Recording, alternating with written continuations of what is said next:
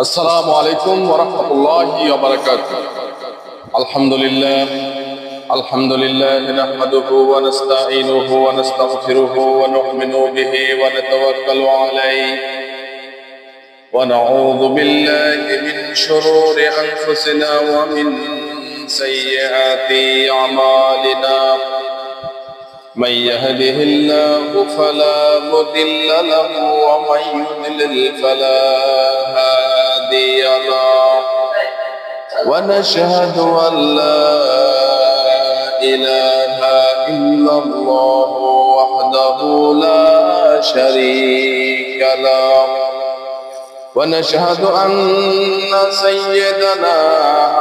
سيدنا وحبيبنا وطبيبنا مولانا محمدا عبده ورسوله الذي أرسله بالحق بشيرا ونذيرا وداعيا إلى الله بإذنه سراجا وقمرا منيرا. فقد قال الله تعالى في كلامه المجيد وفرقانه الحميد: أعوذ بالله من الشيطان الرجيم. بسم الله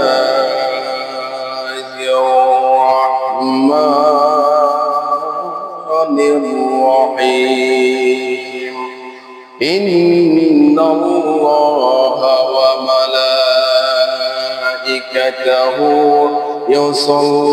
يصلون على النبي يا أيها الذين آمنوا صلوا عليه وسلموا تسليما. اللهم صل على محمد وعلى آل محمد كما صليت على إبراهيم وعلى آل إبراهيم إنك حميد مجيد. اللهم بارك على محمد وعلى آل محمد كما باركت على إبراهيم وعلى آل إبراهيم إنك حميد مجيد. ربنا لك الحمد حمدا كثيرا طيبا مباركا فيه. ربنا لك الحمد كما ينبغي لجلال وجهك وعظيم سلطانك. সর্বপ্রথম সেই মানবের দরবারে শুকরিয়া জ্ঞাপন করছি যে আল্লাহ সুবহানাহু ওয়া তাআলা আমাকে আপনাকে সুস্থ রেখেছেন আর ইয়াউমুল জুমআর দিনে শ্রেষ্ঠতম দিনে মসজিদে আসার বসার তৌফিক দিয়েছেন। সেই আল্লাহ সুবহানাহু ওয়া তাআলার দরবারে শুকরিয়া জ্ঞাপন করছি। সবাই বলুন আলহামদুলিল্লাহ। মানবতার মুক্তির দূত জনাবে মুহাম্মদ আহমদ মুস্তাফা সাল্লাল্লাহু আলাইহি ওয়াসাল্লাম, তার উপর লাখো কোটি দরুদ এবং সালাম বর্ষিত হোক। সবাই বলেন সাল্লাল্লাহু আলাইহি ওয়াসাল্লাম। রাসূল সাল্লাল্লাহু আলাইহি ওয়াসাল্লাম বলেন মান সাল্লা আলাইহি ওয়াহিদাতান সাল্লাল্লাহু আলাইহি আশরা মাররা। রাসূল সাল্লাল্লাহু আলাইহি ওয়াসাল্লাম বলেন যে ব্যক্তি আমার উপরে একবার দরুদ শরীফ পাঠ করে আল্লাহ সুবহানাহু ওয়া তাআলা তার উপর 10 বার রহমত বর্ষিত করে। বলেন সুবহানাল্লাহ। আর তার আমলনামা থেকে 10টি গুনাহ যে হয়েছে সেই গুনাহটি কাটা হয় আর 10টি সওয়াব তার আমলনামায় লেখা হয়। আবার বলি সুবহানাল্লাহ।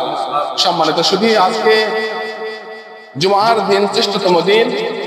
এই দিনে অনেক ঘটনা সংঘটিত হয়েছে।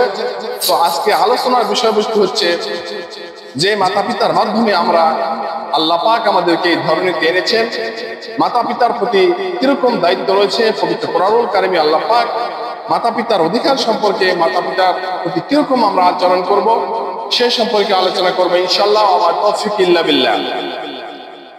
আল্লাহ রাব্বুল আলামিন মাতা পিতার অধিকার সম্পর্কে পবিত্র কোরআনুল কারিমে অনেক আয়াত বর্ণিত করেছেন। বিশেষ করে কয়েকটি আয়াত আপনাদের সম্মুখে তুলে ধরার চেষ্টা করব এবং কয়েকটি হাদিস আপনাদের সম্মুখে তুলে ধরার চেষ্টা করব ইনশাআল্লাহ। আমার তৌফিক ইল্লা বিল্লাহ। আল্লাহ রাব্বুল আলামিন বলেন وَقَضَى رَبُّكَ أَلَّا تَعْبُدُوا إِلَّا إِيَّاهُ وَبِالْوَالِدَيْنِ إِحْسَانًا إما يبلغن عندك الكبر أحدهما أو كلاهما فلا تقل لهما উফি ওয়ালা তানহারহুমা ওয়া কুল লাহুমা কওলান কারীমা। আল্লাহ রাব্বুল আলামিন সূরা বনী ইসরাঈলের 23 এবং 24 নম্বর আয়াতে বলেন, 23 নম্বর আয়াত আল্লাহ রাব্বুল আলামিন বলেন, আমি আল্লাহ তোমাদেরকে হুকুম জারি করেছি, তোমরা আমি আল্লাহ ছাড়া অন্য কারো ইবাদত করবা না। মাতা পিতার সহিত সদ্ব্যবহার করবা, তাদের উভয়ে অথবা একজন তোমাদের জীবদ্দশায় বার্ধক্য উপনীত হলে তোমরা তাদের সাথে খারাপ ব্যবহার করবা না, বরং তাদের সাথে শব্দটি করবা না।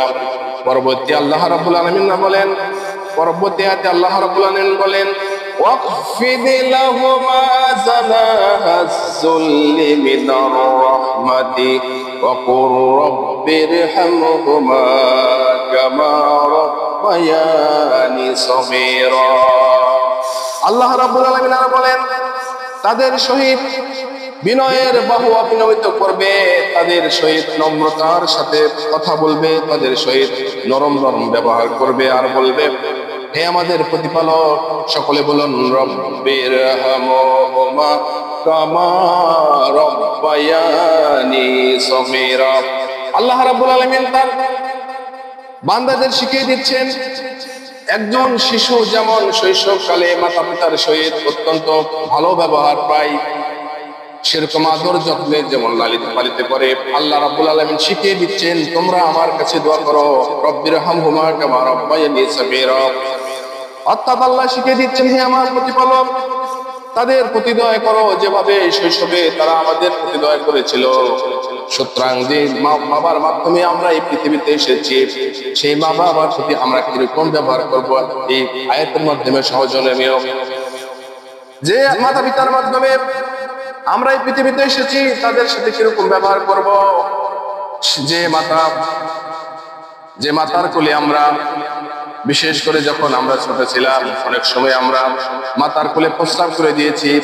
মা যখন খাবার খাচ্ছিল তাকে আমরা প্রস্রাব করে দিয়েছি, এমন সময় মা রাগান্বিত হয় নাই, মা বিচলিত হন নাই, মা অত্যন্ত যত্নের সহিত আমাদেরকে পাক সাফ করেছে। সেই জন্য সেই মাতা পিতার প্রতি আমাদেরকে সৎ ব্যবহার করতে হবে। আল্লাহ রাব্বুল আলামিন যাদের মাধ্যমে এই ধরনের আমরা এসেছি তাদের সহিত ভালো ব্যবহারের নির্দেশনা প্রদান করেছেন। সাঈদ ইবনে বুরদা বর্ণনা করেন, আমার পিতাকে বর্ণনা করতে শুনেছি, এক ইয়েমেনি ব্যক্তি তার মাকে পিছনে কোলে করে কাঁধে করে হজ সম্পন্ন করলেন। তিনি রাসূল সাল্লাল্লাহু আলাইহি সাল্লামকে বললেন, ওই সাহাবীকে বললেন, ওই সাহাবী বর্ণনা করেছেন যে আমি কি আমার মাতা পিতার হক আদায় করতে পেরেছি? সেই সাহাবী বললেন, তোমাকে প্রসব করার জন্য একটি যে দীর্ঘ নিঃশ্বাস তারও তুমি প্রতিদান দিতে পারো নাই। বলুন সুবহানাল্লাহ। অর্থাৎ যে মাতা পিতার মাধ্যমে আমরা পৃথিবীতে এসেছি, এই ইয়েমেনি এক ব্যক্তি তার মাকে কাঁধে করে নিয়ে হজ ব্রত সম্পাদন করেছেন। তিনি যে হাদিসটি বর্ণনা করেছেন, সে সাহাবীকে বললেন যে আমি কি আমার মাতার হক আদায় করতে পেরেছি? তিনি বললেন যে প্রসবকালীন সময়ে একটি মাত্র দীর্ঘ নিঃশ্বাস দিয়ে পড়েছে, সেই একটি দীর্ঘ নিঃশ্বাসের প্রতিদান তুমি দিতে পারোনি। বললেন সুবহানাল্লাহ।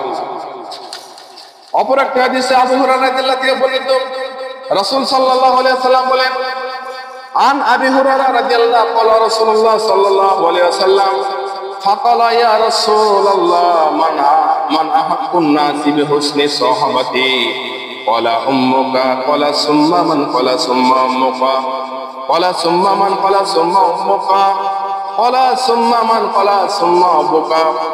আবু হুরায়রা রাদিয়াল্লাহু থেকে বর্ণিত একটি হাদিসে রাসূল সাল্লাল্লাহু আলাইহি ওয়াসাল্লাম একজন লোক রাসূল সাল্লাল্লাহু আলাইহি ওয়াসাল্লামকে জিজ্ঞাসা করলেন, হে আল্লাহর রাসূল, আমার কাছে সবচেয়ে বেশি উত্তম ব্যবহার পাওয়ার অধিকারী কে? রাসূল সাল্লাল্লাহু আলাইহি ওয়াসাল্লাম বললেন, তোমার মা। দ্বিতীয়বার যখন লোকটি জিজ্ঞাসা করলেন, দ্বিতীয়বার রাসূল সাল্লাল্লাহু আলাইহি ওয়াসাল্লাম বললেন, তোমার মা। তৃতীয়বার যখন জিজ্ঞাসা করলেন তখন তিনি বললেন, তোমার মা। চতুর্থবার যখন জিজ্ঞাসা করলেন তখন বললেন, তোমার বাবা। অর্থাৎ এই হাদিসের মাধ্যমে আমরা জানতে পারলাম ভালো ব্যবহার পাওয়ার ক্ষেত্রে পিতার চেয়ে মাতার অগ্রাধিকার রয়েছে, কেননা এই মাতা পিতার মাধ্যমে আমরা এই পৃথিবীতে এসেছি।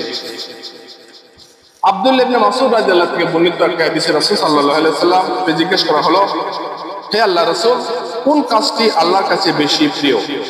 তিনি বললেন, রাসূল সাল্লাল্লাহু আলাইহি ওয়াসাল্লাম বললেন যে সময় মতো সালাত আদায় করা।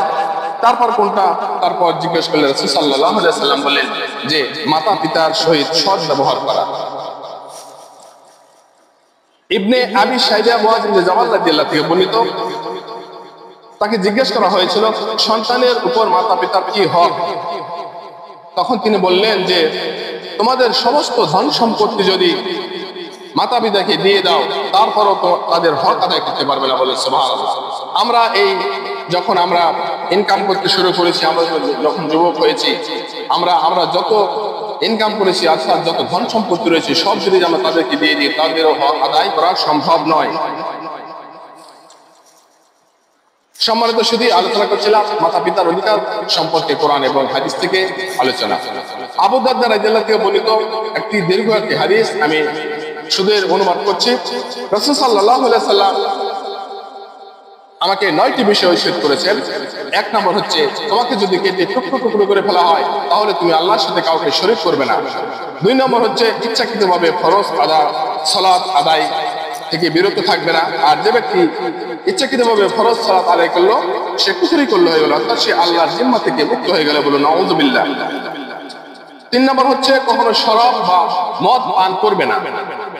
কেউ যদি মদ পান করে, আমাদের সমাজে বিভিন্ন রকম মাদক দ্রব্য রয়েছে, এগুলো যদি সে গ্রহণ করে, তাহলে সে নেশাগ্রস্ত হয়ে যায়। আর একটা মানুষ যখন নেশাগ্রস্ত হয়ে যায়, তখন তার মাধ্যমে যে কোনো খারাপ কাজ করা অসম্ভব কিছুই নয়, যে কোনো সে খারাপ কাজ করতে পারে। 4 নম্বর হচ্ছে, মাতা পিতার প্রতি আনুগত্য করতে হবে। যেখানে আমি আলোচনার শুরুতেই মাতা পিতার অধিকার সম্পর্কে আল্লাহ সুবহানাহু ওয়া তাআলা বলেছেন, সে আয়াতটি আপনাদের সম্মুখে অলরেডি তুলে ধরেছি। 5 নম্বর হচ্ছে, যদি তুমি তোমাকে অনেক বড় মনে করো, তবু তুমি যুদ্ধক্ষেত্র থেকে পলায়ন করা যাবে না। যুদ্ধক্ষেত্র থেকে পলায়ন করা কবিরা গুনাহ। রাসূল সাল্লাল্লাহু আলাইহি ওয়াসাল্লামের সময় উহুদের যুদ্ধ থেকে কতিপয় সাহাবী নামের বেঈমান, এরা আবু জেহেল, বিশেষ করে তারা আবু জেহেলের দল, তারা কিন্তু পলায়ন করেছিল। যুদ্ধক্ষেত্র থেকে পলায়ন করা হচ্ছে কবিরা গুনাহ, যুদ্ধক্ষেত্র থেকে পলায়ন করা যাবে না। 7 নম্বর হচ্ছে, তোমার সাধ্য অনুযায়ী পরিবার বর্গের প্রতি খরচ করতে হবে। অর্থাৎ আমরা যে ইনকাম করি, আমাদের যে উপার্জন করি, সেখান থেকে পরিবার বর্গের উপর সেখান থেকে খরচ করতে হবে। এটাও কিন্তু একটা সাদাকা। 9 নম্বর হচ্ছে, তাদেরকে আল্লাহর রাস্তায় ভয় দেখাও। অর্থাৎ আরেকটা বিষয় হচ্ছে যে তাদের উপর থেকে, বিশেষ করে সন্তান, স্ত্রী, সন্তান, তাদের প্রতি আদবের লাঠি উঠিয়ে নেওয়া যাবে না।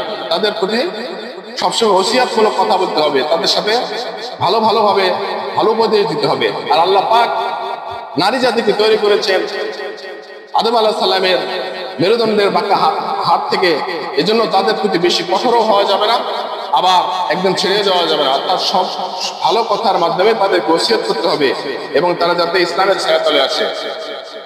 অনেক নবী তাদের স্ত্রীরা নাফরমানি করার কারণে, লূত আলাইহিস সালামের স্ত্রী নাফরমান করার কারণে তাদেরকে কিন্তু আল্লাহ পাক ধ্বংস করে দিয়েছে।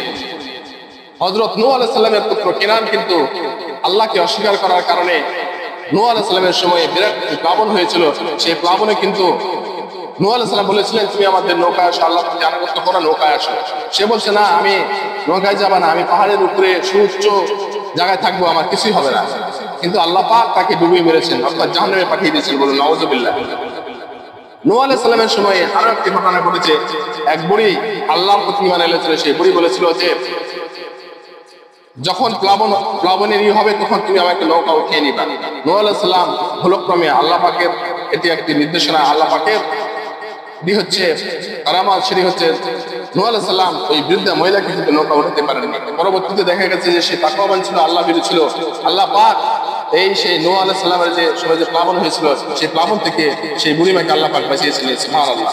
অর্থাৎ সে বুঝতেই পারেনি, বুড়ি মহিলা বুঝতেই পারেনি যে বন্যা সংঘটিত হয়েছিল, এত একটা প্লাবন সংঘটিত হয়েছিল।